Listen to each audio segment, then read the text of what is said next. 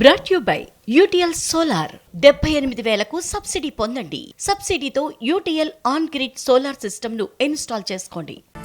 శ్రీ సత్యసాయి జిల్లాలో బుక్కపట్నం చెరువు ఆయకట్టుకు తూము ఎత్తి దిగువకు నీరు విడుదల చేశారు ఎమ్మెల్యే సింధూర.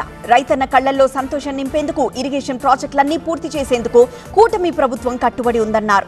ఉమ్మడి అనంతపురం జిల్లాను హార్టికల్చర్ హబ్ గా తీర్చిదిద్దేందుకు సీఎం చంద్రబాబు ప్రత్యేకంగా దృష్టి సారించారన్నారు సింధూర.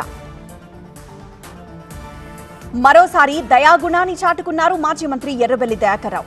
మహబూబాబాద్ జిల్లాకు వెళ్తున్న సమయంలో పెద్దవంగర మండలం కొరిపల్లి క్రాస్ రోడ్ దగ్గర ఓ బాలికకు ఫిట్స్ రావడంతో వాహనాన్ని ఆపి సపర్యలు చేశారు. అమ్మాయికి స్పృహ వచ్చాక అంబులెన్స్ కి ఫోన్ చేసి ఆసుపత్రికి పంపించారు. పాలకుర్తి మండలంలోని లావుడియా తండాకు చెందిన లావుడియా ఇస్తార్ అనే వ్యక్తి చిన్న కూతురికి ఫిట్స్ వచ్చింది. కడప నగరంలో కార్మిక, రైతు, వ్యవసాయ సంఘాలు బైక్ ర్యాలీని చేపట్టాయి.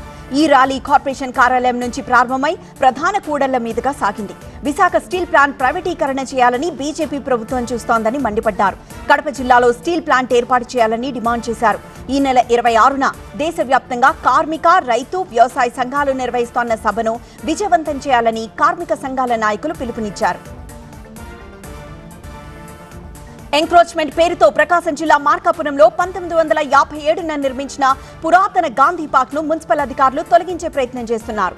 గత 30 సంవత్సరాలుగా పట్టణ ప్రజలు సాయంత్రం సమయంలో దూరదర్శన్ చూస్తూ సేదతీరే పార్క్ ను మున్సిపల్ అధికారులు కక్షతో తొలగించాలని చూస్తున్నారని వైసీపీ కౌన్సిలర్ కనకదుర్గ మండిపడుతున్నారు. మైజ్ నిర్వహణ సంస్థ ద్వారా పార్క్ ను అభివృద్ధి చేసి అనంతరం శ్రావణి చారిటబుల్ ట్రస్ట్ ద్వారా మెయింటైన్ చేస్తున్నట్లు ఆమె తెలిపారు. సినీ నటుడు అలీకి వికారాబాద్ జిల్లా ఎట్మామిడి గ్రామ పంచాయతీ నోటీసులు ఇచ్చింది. అనుమతి లేకుండా ఫామ్ హౌస్ లో నిర్మాణాలు చేస్తున్నారని అందులో పేర్కొంది.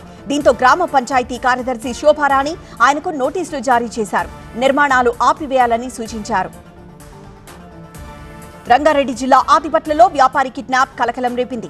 ఓఆర్ఆర్ సమీపంలో కమర్షియల్ ప్లాట్ ఉందంటూ ఇబ్రహీంపట్నం వ్యాపారికి ఫోన్ చేసి రప్పించిన కిడ్నాపర్లు సమయం చూసి వ్యాపారిని కిడ్నాప్ చేశారు. ₹1 కోటి ఇస్తేనే వదిలిపెడతామంటూ గన్ చూపి బెదిరించారు. అనంతరం డాక్యుమెంట్లపై సంతకాలు చేసుకుని దుండగులు వదిలేశారు. బాధితుడు ఆదిపట్ల పోలీసులను ఆశ్రయించాడు. శ్రీశైలం ఘాట్ రోడ్లో భారీగా ట్రాఫిక్ జామ్ కావడంతో వాహనదారులు ఇబ్బంది పడ్డారు. రోడ్లపై పెద్ద ఎత్తున వాహనాలు నిలిచిపోవడంతో పోలీసులు క్లియర్ చేశారు. శ్రీశైలం టోల్ గేట్, సాక్షి గణపతి నుంచి ముఖద్వారం వరకు భారీగా నిలిచిపోయాయి వాహనాలు. ఆదివారం సెలవు రోజు కావడంతో కార్తీక మాసం వేళ శ్రీశైలం ఆలయానికి పెద్ద ఎత్తున భక్తులు తరలివచ్చారు. తెలంగాణలో మొట్టమొదటిసారిగా పెద్దల జాతర నిర్వహించారు. హైదరాబాద్ లోని 20 వృద్ధాశ్రమాల్లో జీవనం సాగిస్తున్న సుమారు 300 మంది వృద్ధులను ఒక వేదిక మీదకి తెచ్చారు. పండుగ వాతావరణంలో ఈ వేడుక నిర్వహించారు. బౌరంపేటలోని శిఖరా ఇంటర్నేషనల్ స్కూల్లో ఈ కార్యక్రమం నిర్వహించారు. Brought you by UTL solar 78,000కు సబ్సిడీ పొందండి. సబ్సిడీతో UTL on grid solar system ను ఇన్స్టాల్ చేసుకోండి.